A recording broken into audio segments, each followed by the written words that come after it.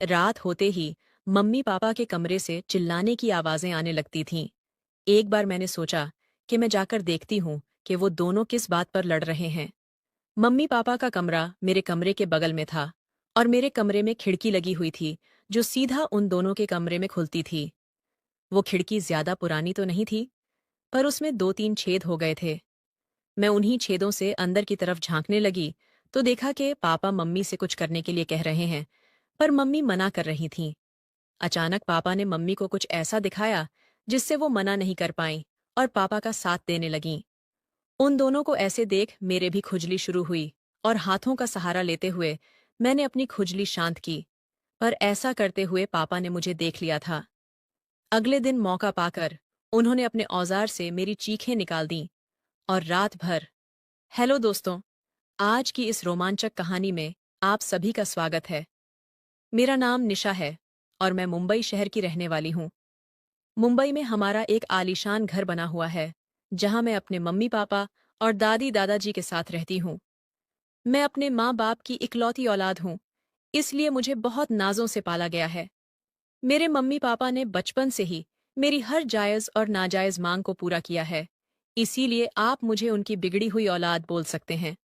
मेरी उम्र 16 साल की है, लेकिन मेरा शरीर देखकर कोई यकीन नहीं करेगा कि मैं इतनी कम उम्र की कमसिन लड़की हूँ, क्योंकि मेरा बदन बिल्कुल एक 25 साल की लड़की की तरह हो चुका है और इसकी वजह मैं खुद ही हूँ।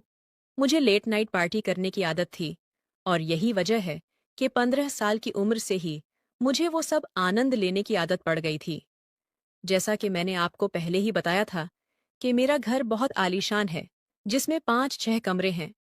एक कमरे में मेरे मम्मी पापा रहते हैं, दूसरे कमरे में मेरे दादा और दादी जी रहते हैं, जिनकी उम्र अब बहुत ज्यादा हो गई है, तो वो दोनों अपना ज्यादातर समय अपने कमरे में ही बिताते हैं। तीसरे और सबसे सुंदर कमरे में मैं रहती हूँ। बाकी के कमरे खाली पड़े रहते हैं या जब भी कोई मेहमान आता है तो उनके लिए तैयार कर दिए जाते हैं। अब मैं अपने मम्मी पापा की बात करूं तो मेरे पापा की उम्र 40 साल है और मेरी मम्मी की उम्र 35 साल है। उन दोनों की शादी छोटी उम्र में ही हो गई थी, इसलिए वो दोनों काफी जवान दिखते हैं। मेरे पापा एक बहुत बड़े बिजनेसमैन हैं, जिनका ज्यादातर समय अपने काम में ही निकल जाता है। मेरी मम्मी वैसे तो बहुत जवान और खूबसूरत हैं, पर उनकी सोच पुराने जमाने की है। उनका ज्यादातर वक्त घर के कामों और अपने सास ससुर की सेवा करने में निकल जाता है। जितना मैंने अपने मम्मी पापा के रिश्ते को समझ पाया है, उससे एक बात साफ पता चलती है कि मेरी मम्मी मेरे पापा को समय ही नहीं दे पाती हैं। वो उनकी सारी जरूरतें पूरी नहीं कर पाती हैं और यही वजह है कि उन दोनों के बीच अक्सर लड़ाई होती है। एक रात की बात है कि हम सब खाना खाकर सोने के लिए अपने अपने रूम में चले गए थे कि तभी अचानक से मुझे मेरे मम्मी पापा के कमरे से लड़ाई की आवाजें आने लगीं। उनका कमरा मेरे कमरे के पास ही था, इसलिए मुझे साफ साफ सुनाई दे रहा था और ये लड़ाई बढ़ती ही जा रही थी। दोस्तों, ऐसा नहीं था कि आज वो पहली बार लड़ाई कर रहे थे, लेकिन मैं फिर भी जानना चाहती थी कि आज किस बात के लिए लड़ाई हो रही है।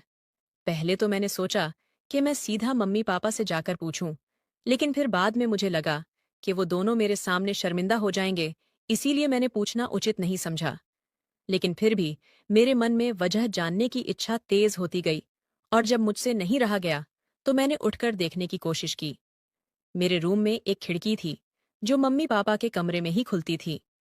वो खिड़की ज्यादा पुरानी तो नहीं थी, लेकिन फिर भी उसमें दो तीन जगह छेद हो गए थे। अब मैं उसी छेद से उनके कमरे में देखने की कोशिश कर रही थी। पहले तो मुझे कुछ नजर नहीं आया, फिर मैंने अपने कमरे की लाइट बंद कर दी और दोबारा से अपनी आंखें खिड़की के छेद पर टिका दी। अंदर का नजारा देखते ही मेरे पूरे शरीर में करंट दौड़ गया। मैंने आज से पहले उन दोनों को इस तरह कभी नहीं देखा था। मेरे पापा मेरी मम्मी को कुछ करने के लिए कह रहे थे, लेकिन मम्मी उन्हें बार बार मना कर रही थीं। अब मेरी नजर तो बस वहीं टिक गई थी और मैं चाहकर भी वहां से अपनी नजर नहीं हटा पा रही थी। अब वो दोनों कुछ बातें कर रहे थे, लेकिन मेरा ध्यान तो कहीं और ही था। मेरा दिल जोर जोर से धड़क रहा था। थोड़ी देर बाद पापा ने मम्मी को एक चीज दिखाई, जिसे देखकर पहले तो मम्मी गुस्सा हुई और फिर शर्म से अपनी नजरें झुका लीं। अब उन्हें भी कुछ महसूस होने लगा था और फिर उन्होंने इशारे से पापा को अपने पास बुलाया। फिर मेरे पापा और मम्मी कुछ तक वैसे ही रहे जैसे एक पति पत्नी रहते हैं। लगभग 1 से 2 घंटे के बाद मम्मी ने अपने आप को ठीक किया और लाइट बंद करके सोने के लिए लेट गई। अब उनके कमरे में बिल्कुल अंधेरा होने की वजह से मुझे कुछ नहीं दिख रहा था, तो मैं भी अपने बिस्तर पर जाकर लेट गई। इतना सब कुछ देख लेने के बाद मुझे नींद नहीं आ रही थी। मेरी आंखों के सामने वही सब चल रहा था जो कुछ देर पहले मैंने देखा था। मैं सोच रही थी कि काश मेरे पास भी कोई ऐसा होता जो मुझे भी इसी तरह अपने प्यार में डुबा देता। यही सब सोचते सोचते मेरे भी खुजली होने लगी।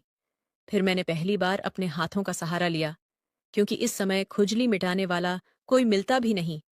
पर उस वक्त मुझे ऐसा लगा जैसे कोई मुझे खुजली करते वक्त देख रहा था। मैंने उस बात पर ज्यादा ध्यान नहीं दिया और अपने पुराने किस्सों के बारे में सोचते सोचते मैंने आधा घंटे खुजली की और जब थक के चूर हो गई तो बिना पैंट पहने सो गई।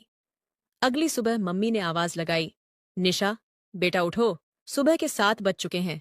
आज कॉलेज नहीं जाना है क्या? उनकी आवाज सुनकर अचानक से मेरी आंख खुली और मैं सीधा उठकर वॉशरूम चली गई, तो फिर से मेरी आंखों के सामने वही नजारा आने लगा। वो सब सोचते ही खुजली शुरू हो जाती थी। इस बार मैंने हैंड शॉवर की मदद से खुजली शांत की और फिर मुझे अच्छा महसूस हुआ। खैर, जैसे तैसे करके मैं कॉलेज जाने के लिए तैयार हुई और ड्रेस पहनकर बाहर आई तो डाइनिंग टेबल पर मेरा पापा से सामना हुआ। मैं रोज सुबह पापा को गुड मॉर्निंग विश करती थी, तो उस दिन भी मैंने पापा को उसी तरह विश किया और उनकी बगल वाली कुर्सी पर बैठकर नाश्ता करने लगी। थोड़ी देर में मेरे कॉलेज की बस आने वाली थी, इसलिए मैंने जल्दी से नाश्ता किया और बाहर आकर खड़ी हो गई। पर आज मेरा पापा को छोड़कर जाने का मन नहीं कर रहा था। कुछ सोच के मैं घर के अंदर आई और बहाना बनाया कि मेरे कॉलेज की बस निकल चुकी है। जब भी मेरी बस छूट जाती थी तो पापा ही मुझे स्कूल छोड़ने जाया करते थे। मेरी बात सुनकर मम्मी बोली, निशा, अपने पापा से कह दो, वो तुम्हें स्कूल छोड़ आएंगे। मैं खुशी खुशी पापा के कमरे में गई, फिर और उनसे सारी बात बताई तो वो मुझे कॉलेज छोड़ने के लिए राजी हो गए। मैंने कहा, पापा जल्दी तैयार हो जाओ, मैं लेट हो रही हूं। तो पापा बोले, तुम स्कूटी निकालो, तब तक मैं शर्ट पहन के आता हूं। मैंने जल्दी से स्कूटी निकाली और बाहर खड़ी होकर पापा का इंतजार करने लगी। पापा अक्सर मुझे कार से कॉलेज छोड़ने जाते थे, लेकिन उस दिन मेरे कहने पर वो मुझे स्कूटी से लेकर जा रहे थे। दोस्तों, यहां तक तो मेरा प्लान सफल रहा था, लेकिन आगे के प्लान में थोड़ा खतरा था, पर मुझे यकीन था कि किसी तरह वो भी सफल हो जाएगा। मैं उनके पीछे बैठ गई और फिर हम कॉलेज की तरफ चल दिए। मेरा कॉलेज घर से लगभग 10 किलोमीटर दूर था। घर से कॉलेज के बीच का रास्ता लंबा था और सुबह का वक्त था, तो रोड पूरी तरह सुनसान थी। जब हम घर से 5 किलोमीटर दूर निकल आए तो मैंने पापा से कहा, पापा, अब स्कूटी मैं चलाऊंगी। रोड भी सुनसान है तो एक्सीडेंट का खतरा भी नहीं है। तो पापा ने परेशान होकर कहा, हाँ ठीक है, लेकिन हैंडल मैं ही पकड़ूंगा। अब मुझे मेरा प्लान कामयाब होता दिख रहा था। मैंने उनकी बात पर सहमति जता दी। पापा ने गाड़ी साइड में रोककर मुझे अपने आगे बैठाया और मेरी बगल में से अपने दोनों हाथ डालकर हैंडल पकड़ा और धीरे धीरे स्कूटी चलाने लगे। लेकिन अब मेरा ध्यान स्कूटी चलाने पर नहीं था, क्योंकि मेरा इरादा तो कुछ और ही था। इसी तरह मस्ती करते करते मैं कॉलेज पहुंच गई और कॉलेज में पहुंचते ही मैंने फिर से पापा को विश किया। मेरी इन सब हरकतों को देखकर पापा अब थोड़ा सा परेशान हो गए थे, क्योंकि इससे पहले मैंने आज तक ऐसी कोई हरकत नहीं की थी। मुझे कॉलेज छोड़कर पापा वापस घर की तरफ चले गए। कॉलेज में आने के बाद भी मेरे दिमाग में वही सब घूम रहा था। अब मेरा दिल कर रहा था कि मैं पापा के साथ गाड़ी पर ही बैठी रहूं। अब पता नहीं मुझे क्या हो गया था। ऐसा कौन सा तूफान मेरे अंदर उठ रहा था कि मैं अपने पापा के ही साथ ऐसा सब कुछ करने के लिए सोचने लगी थी। खैर, अब आगे बढ़ते हैं। फिर मैं अपने मन की इच्छा और मेरे मन में चल रहे तूफान को लेकर घर पहुंची। उस वक्त लगभग 2 बज रहे थे और घर में दादा दादी के अलावा कोई नहीं था। मम्मी कहीं गई हुई थी और पापा अपने ऑफिस में थे। कॉलेज से आने के बाद मैं वॉशरूम चली गई और फ्रेश होकर बाहर निकली। मैं बहुत थक चुकी थी, इसलिए चुपचाप बेड पर लेट गई और कब मेरी आंख लग गई मुझे पता ही नहीं चला। जब मेरी आंख खुली तो शाम के 5 बजे रहे थे। फिर मैंने नहा धोकर कपड़े पहने और मैंने कपड़े भी उस दिन कुछ अलग दिखने वाले पहने थे। अब पापा के आने का टाइम हो गया था, लेकिन मम्मी का कोई पता नहीं था कि वो कब आएंगी। शाम के 7 बजे किसी ने डोरबेल बजाई तो मैं भाग के गई और दरवाजा खोला। मुझे पता था ये पापा के आने का समय है। दरवाजा खोलते ही पापा मेरी तरफ देख मुस्कुराए और बोले, बेटा आज तो बहुत स्मार्ट लग रही हो। ये सुनकर मुझे बहुत खुशी हुई, क्योंकि अब मेरा प्लान अपनी कामयाबी के रास्ते पर जा रहा था। घर के अंदर आने के बाद पापा फ्रेश होने के लिए अपने कमरे में चले गए। ऑफिस से आने के बाद पापा तुरंत ही चाय पीते हैं, इसलिए मैं चाय बनाने के लिए किचन में चली गई। थोड़ी देर बाद पापा भी फ्रेश होकर किचन में आ गए और वहीं खड़े होकर इधर उधर की बात करने लगे। मैं पीछे मुड़कर पापा की तरफ देखा तो उनकी नजर कहीं और ही थी। अब मुझे ऐसा लग रहा था कि मेरे मन की इच्छा पूरी हो जाएगी, और बस मैं ऐसे ही खड़ी रही। चाय बन चुकी थी, इसलिए मैंने पापा को चाय दी और बाथरूम में जाकर खुद को शांत करने लगी। मैं जैसे ही बाथरूम से बाहर निकली, मैंने देखा कि मम्मी आ चुकी हैं। उनको इस वक्त घर में देखकर मुझे बहुत गुस्सा आया, क्योंकि मेरी इच्छा पूरी ही होने वाली थी। पर अब उनके आने के बाद ऐसा कुछ नहीं हो पाएगा। मुझे पापा से अपने मन की इच्छा जाहिर करनी थी, जो मैं मम्मी के सामने बिल्कुल नहीं कर पाऊंगी। पापा भी मम्मी के आने के बाद थोड़ा दुखी हो गए थे, क्योंकि ना तो वो ही कुछ करती थीं और ना ही उन्हें कुछ करने देती थीं। मम्मी ने खाना बनाया और हम सब ने साथ बैठकर खाना खाया। खाना खाने के बाद पापा मुझसे बोल, निशा चलो थोड़ा बाहर घूम कर आते हैं। पापा मुझे लेकर घर के बाहर आ गए। फिर बाहर आकर उनका मूड चेंज हुआ और मुझसे बोले, चलो बेटा आज कोई पिक्चर देखकर आते हैं। कई दिनों से हम बाप बेटी को अकेले में समय नहीं मिल पाया है। तब मुझे पापा पर इतना प्यार आया कि पापा मेरे साथ अकेला रहने की कितनी कोशिश कर रहे हैं। खैर, फिर हम स्कूटी पर सवार होकर एक सिनेमा हॉल में पहुंच गए और रास्ते में ही मम्मी को फोन कर दिया कि हम दोनों पिक्चर देखने जा रहे हैं। सिनेमा हॉल में कोई पुरानी मूवी लगी होने की वजह से ज्यादा भीड़ नहीं थी। पूरे हॉल में लगभग 50 से 60 लोग ही मौजूद थे। अब मुझे पापा की समझदारी देख बहुत खुशी हुई। वो चाहते तो कोई नई मूवी देखने भी जा सकते थे, पर वहां बहुत भीड़ होती और हम दोनों को अच्छा वक्त नहीं मिल पाता। पापा ने सबसे महंगे टिकट लिए और फिर हम लोग बालकनी में जाकर बैठ गए। उस समय सब मेरे हिसाब से ही हो रहा था।